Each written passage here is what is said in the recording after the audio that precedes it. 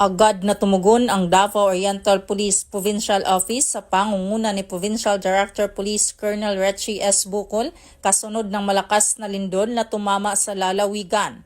Kaagad na naipadala sa mga apektadong lugar ang 2 batch ng Search and Rescue Operation Teams at isang medical team upang tumulong sa mga nangangailangan.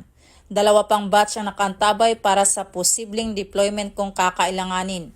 Isa sa mga unang tinutukan ng mga tauhan ng Davao Oriental Police Provincial Office ay ang Davao Oriental Provincial Medical Center, kung saan isinagawa ang maayos na paglikas ng mga pasyente at medical staff.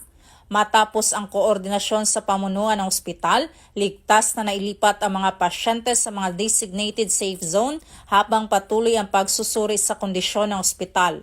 Nagbigay rin ng agarang tulong ang mga pulis tulad ng medical assistance, crowd control at logistic support upang mas siguro ang maayos na proseso ng evacuation at agarang tulong para sa mga evacuees.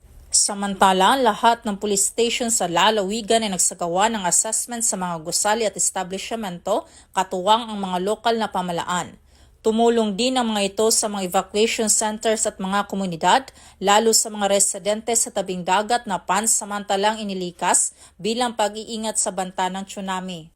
Patuloy ring nagbibigay ng mahahalagang impormasyon ang Davao Oriental Police Provincial Office sa publiko sa pamamagitan ng kanilang opisyal na social media platforms upang mapanatili ang kaalaman at kaligtasan ng bawat isa. Nananawagan si Police Colonel Bukol sa mga mamamayan na manatiling alerto at makinig sa mga tagubili ng mga kinauukulan upang maiwasan ang disgrasya.